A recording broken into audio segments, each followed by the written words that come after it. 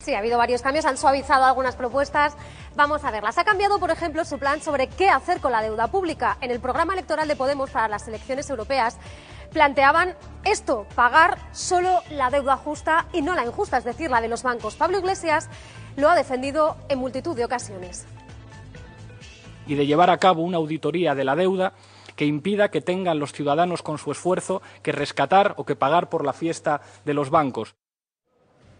Ahora cambian esa idea y en su programa económico no aparece, fíjense, la palabra impago. Ahora hablan de reestructuración de la deuda en colaboración con otros países de la Unión Europea. Matizan la auditoría de la deuda y matizan también su idea de que todo el mundo tenga una renta básica, algo que Pablo Iglesias también defendió hace no mucho. Planteaba dar a todo el mundo entre 500 y 700 euros al mes. Escuchen. Ustedes les han prometido a la gente una renta básica universal. Esto es así, lo mantienen, ¿no? Sí, y creo que esto es una cosa que se ha hecho en unos cuantos sitios. Para empezar, en la Comunidad Autónoma Vasca, esto es una cosa que serviría para acabar con una situación de exclusión social que es una bomba en nuestro país. Pues de esa renta básica para todos los ciudadanos por el mero hecho de serlo pasan a esto que van a ver aquí, a una moratoria o quita de la deuda familiar a esas familias más desfavorecidas, pero no a todo el mundo. Y tercer cambio en su hoja de ruta económica. En un primer momento plantearon bajar la edad de jubilación a los 60 años, ahora ya no, ahora quieren una jubilación a los 65, eso sí. Proponen reformar las pensiones y también subirlas, aunque no especifican a cuánto. Estos son los cambios. Señor Torres, ¿ha habido efectivamente esos cambios? ¿Han producido esas transformaciones en los últimos meses? Bueno, creo que están teniendo aquí el interlocutor equivocado, porque en primer lugar, ya he dicho antes, no se ha hecho un programa para Podemos. El programa obviamente lo hace la propia organización. Hemos hecho un documento de base, un diseño, un diagnóstico de la situación, unas líneas estratégicas y hemos dado, tanto el profesor Vicente Navarro y yo, con criterio independiente porque no formamos parte de la organización, de la dirección de Podemos, pues hemos dado con independencia nuestra opinión sobre ese diagnóstico, sobre las líneas de actuación que creemos que podrían establecerse. Y luego pues hemos ido incorporando algunas propuestas concretas, más o menos concretas en algunos casos, pues como expresión de lo que creíamos que eran esas líneas estratégicas, ¿no? Es lo que yo le puedo decir, porque obviamente yo no puedo hablar por Podemos, ¿no? No, desde luego, pero lo que sí que podemos hacer es empezar analizando cada uno de los puntos. Por ejemplo, el de la deuda. Finalmente ustedes lo que proponen, el señor Navarro y usted, es que sea auditada y que haya quitas de la deuda. Pero ¿esto cómo funcionaría exactamente? ¿Cómo quedaría? ¿Qué es lo que han propuesto al partido de Pablo Iglesias? Mire, en el documento que hemos hecho, nosotros contemplamos una situación muy difícil en la economía española. Más o menos la deuda con el presidente Rajoy está aumentando como a unos 270 millones al día. 270 millones más o menos de media, quiero decir, con el aumento que se está dando. Entonces, claro, eso es una situación importante, grave, que si siguiera así es que nos llevaría a una situación, a la economía española, bastante difícil. Entonces, lo que nosotros pensamos es que la deuda pública es un problema que hay que afrontar con urgencia. Lo que ha pasado en España es que no tenía una deuda pública alta. En realidad, ha sido que la deuda privada ha pasado a ser deuda pública. Y con esa deuda pública tan importante resulta que nos encontramos con una dificultad grande para hacer políticas de bienestar, políticas sociales. Lo que planteamos es que, ojo, estas políticas, si van aumentando la deuda, nos pueden llevar incluso a una situación de impago no deseado, de auténtico problema.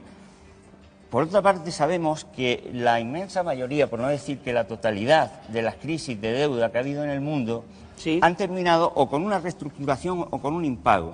Y decimos, oiga, preparémonos para esto. Y también la historia nos dice que esas situaciones de reestructuración o impago no se resuelven en realidad en virtud de criterios, digámoslo así, económicos, sino de la correlación de fuerzas políticas que hay entre los países implicados. Entonces decimos, ojo, preparémonos y hagamos que la deuda que tenemos sea sostenible, y proponemos en el documento una serie de políticas que creemos que podrían ayudar mejor que las actuales, que han llevado la deuda pública a un nivel récord, que podían ayudar, digo, a que la situación se arreglara, se resolviese. Bueno, pues lo que vamos a hacer es abrir un poquito el debate y cualquier duda que vaya surgiendo, lógicamente, el profesor está aquí para contestarla. Vamos con Pablo Casado. Bueno, yo en otras ocasiones hemos hablado de lo que es el programa económico de Podemos. Yo coincido con el profesor, además estamos hablando en el camerino, que el otro profesor, Vicent, venimos de la misma universidad, de la Johns Hopkins, y que es una universidad muy conservadora, por cierto. Lo estábamos comentando, que me extrañaba el posicionamiento del profesor Vicente. Pero bueno, la cuestión es que yo creo que macroeconómicamente y sobre todo microeconómicamente para las familias españolas, cualquier programa que solo ve la expansión de la deuda, la expansión del gasto, que cree que el keynesianismo más atroz va a resolver todos los problemas, es un error. Porque al final tenemos, por ejemplo, ejemplos recientes como el de Japón.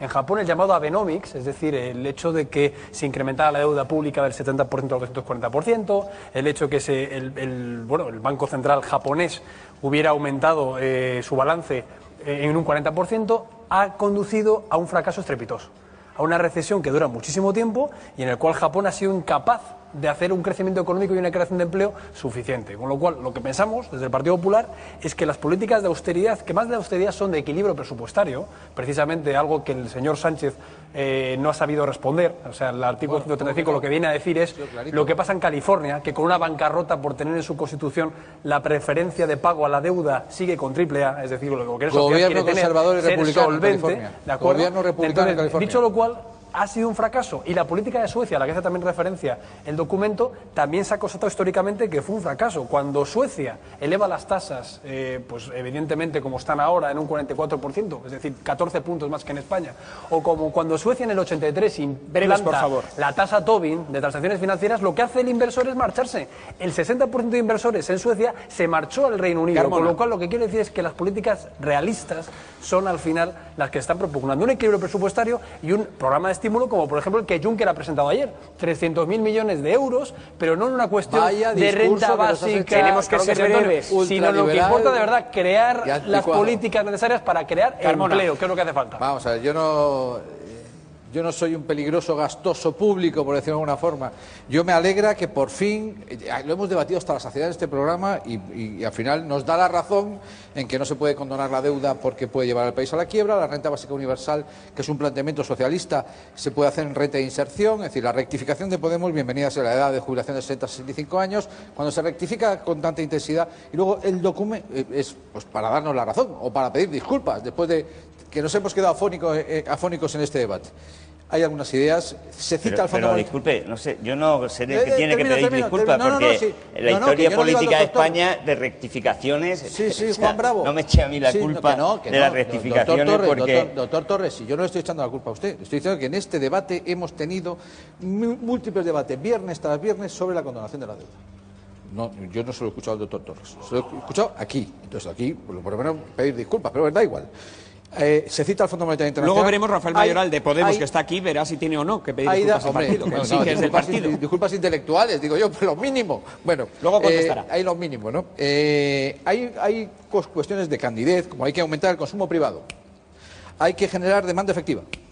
Hay que, para la banca un código ético, todo eso está muy bien, es muy bonito. Pero ¿en qué estoy de acuerdo? Con el doctor Torres o con quien lo haya redactado, en las propuestas que son nítidamente del Partido Socialista, que es la universalización de la educación de 0 a 3 años, que la banca pública, que es propuesta del Partido Socialista de Madrid, y otros como el doctor Torres. Pues se lo voy a preguntar, Carmona, ¿le han copiado ustedes al Partido Socialista el programa no he dicho que proponen a Podemos? A ver, es que de verdad me siento un poco sorprendido. Es que lo que está en el documento se puede leer y estoy viendo interpretaciones que no son las que están en el documento. Vamos a ver. El documento precisamente considera que el endeudamiento es uno de los daños que hay que combatir. Exacto. La desigualdad, el daño ambiental y el endeudamiento. O sea, nadie de los que hemos hecho el documento defendemos eso de gastar por gastar y el endeudamiento. Sí. La deuda es el negocio de la banca. A ver, me gustaría... Perdone, vamos por orden. Pero es que no termino mi argumento. Pero déjeme un momento, vamos, si les parece bien. Si no, pues... Les va a parecer bien. Pues muchas gracias. Mire, nosotros lo que hemos hecho es un planteamiento que es de primero de economía. Es decir, tenemos que recuperar la economía, reactivar la economía. Tenemos que hacer que la economía genere empleo. El empleo lo generan las empresas cuando tienen clientes y venden y tienen ventas. Y reactivar la economía se puede reactivar si aumenta el consumo privado en las familias, si aumenta la demanda de inversión, si aumenta el gasto público o si aumentan las exportaciones netas de España con respecto al exterior. ¿Qué nos ocurre? Pues nos ocurre que como se ha producido una caída en los ingresos, el consumo privado no tira de la demanda. Y entonces las empresas ven que la gente no les compra y tiene que despedir a gente. Como no hay ventas y como no hay beneficios, la demanda de inversión se cae. Y como resulta que España no es una potencia, desgraciadamente, en el comercio internacional, pues aunque se recuperen un poquito las exportaciones, no tiran de la demanda. Y entonces, en esa situación, la única manera que hay, la única manera material de hacer que la demanda se reactive y que las empresas vuelvan a crear empleo es que aumente el gasto público. Pero claro, tenemos un problema. Deuda. Y un problema que es ya una deuda y una dificultad para obtener ingresos. Es más, tenemos incluso todavía un problema adicional, y es que incluso aunque hubiera ingresos, el tipo de recesión que tenemos en la economía española es muy complicada, porque es una recesión que ha ido después de un gran endeudamiento y va a hacer que cuando incluso le des recursos a empresas o familias, lo dediquen a pagar deuda, Claro, con lo cual ni siquiera así. Entonces, en el documento lo que hacemos es establecer medidas para hacer frente a esa situación delicada. De ninguna manera planteamos que eso se resuelva como ustedes quieren hacer caricatura. Mire, lo que hemos hecho, y lo decimos en la segunda página del documento, es una aportación al debate. Esto no es una corrida de toros donde se entra a matar al primero que llega. Lo que estamos haciendo es tratar de poner ideas para solucionar los problemas de España. Vamos a ver, estoy de acuerdo con esa enmienda a la totalidad que acaba de hacer usted al programa de Podemos Europeo. No, yo estoy hablando del documento que he presentado. Me gustaría intervenir, es decir, me gustaría intervenir por lo menos la mitad de lo que ha intervenido usted.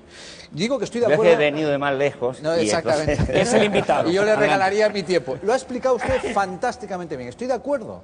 Completamente. Magnífico, pues. Claro, porque coincidimos los dos, damos clase. Entonces, la universalización de la educación, de acuerdo, la banca pública, la reforma del Banco Central Europeo, lo llevamos planteando hace bastantes años.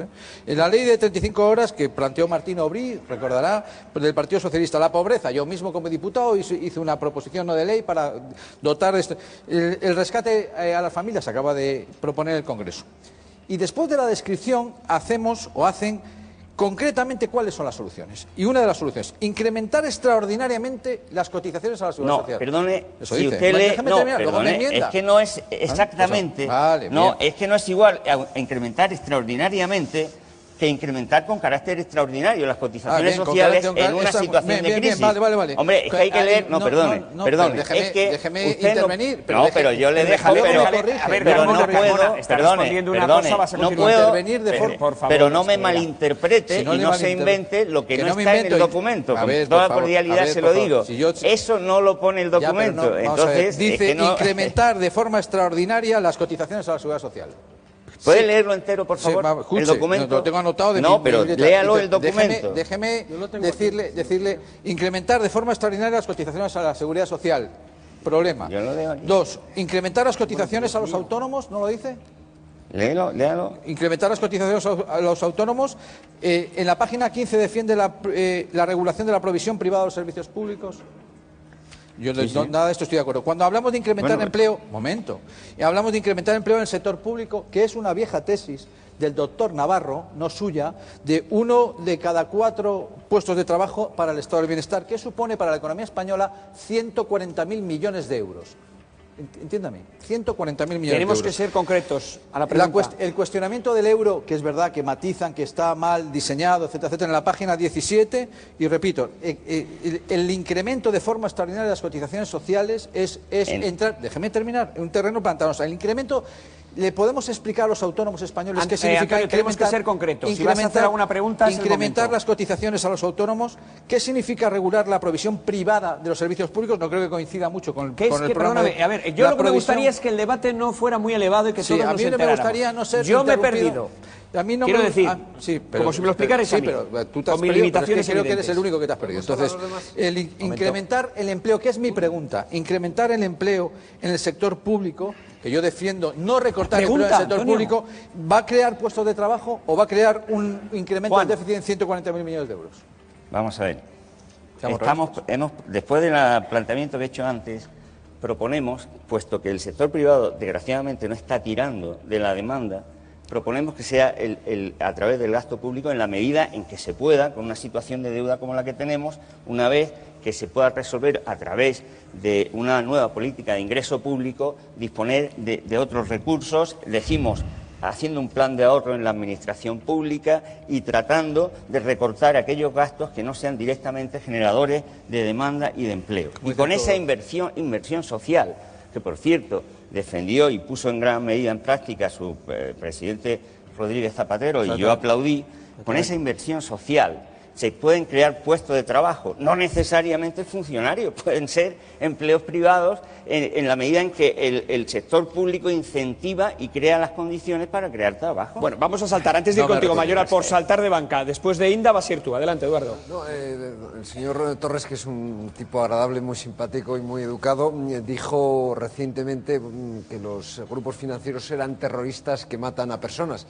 Si usted es ministro de Economía, va a tener que tratar con la presidenta del Santander, con el presidente del BBVA, o sea, va a tener que tratar con terroristas que matan a millones de personas. ¿Qué va a hacer? ¿Los va a meter en la cárcel o qué va a hacer con ellos? Bueno, me alegra que me haga esa pregunta porque el otro día lo dijo de una manera que se podía malinterpretar. Mire, yo exactamente pienso lo mismo que acaba de decir en un escrito reciente el Papa Francisco. Ha dicho, la economía de la exclusión mata.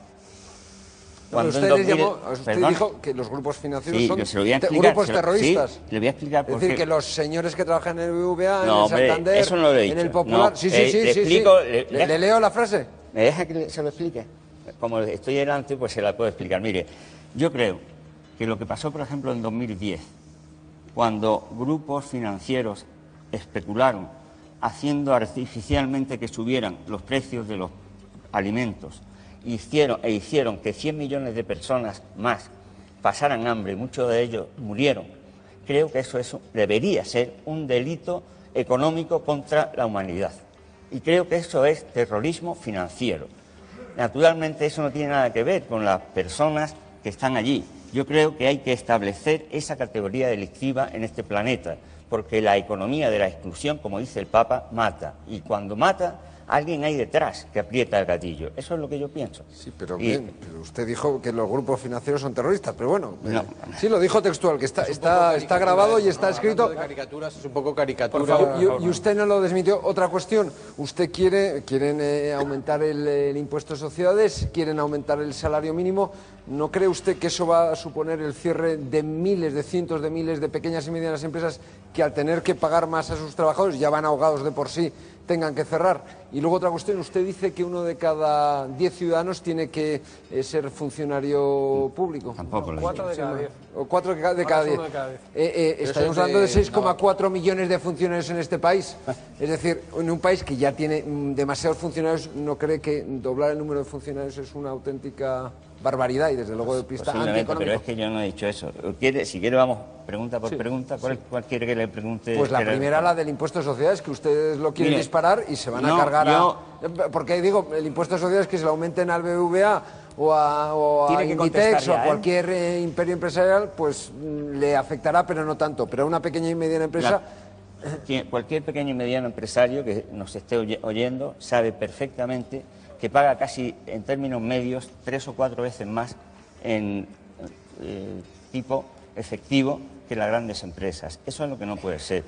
Yo me conformaría con que se cumpla la ley, es decir, que con los tipos actuales se pagaran los que tienen que pagar y no hubiera la cantidad de gastos fiscales que al final hacen que las grandes empresas prácticamente no paguen o paguen poquísimo. O sea que yo me conformaría con eso. Los inspectores y los técnicos de Hacienda plantean subir el tipo del impuesto sobre sociedades a empresas que tienen más de 1 millón de euros de ventas. Yo creo que eso se puede plantear y se puede discutir y se puede ver de qué manera se recobra la recaudación fiscal que había hace unos años. Las grandes empresas contribuían con el 20%, ahora con el 10%. Entonces, eso es lo que hay que resolver.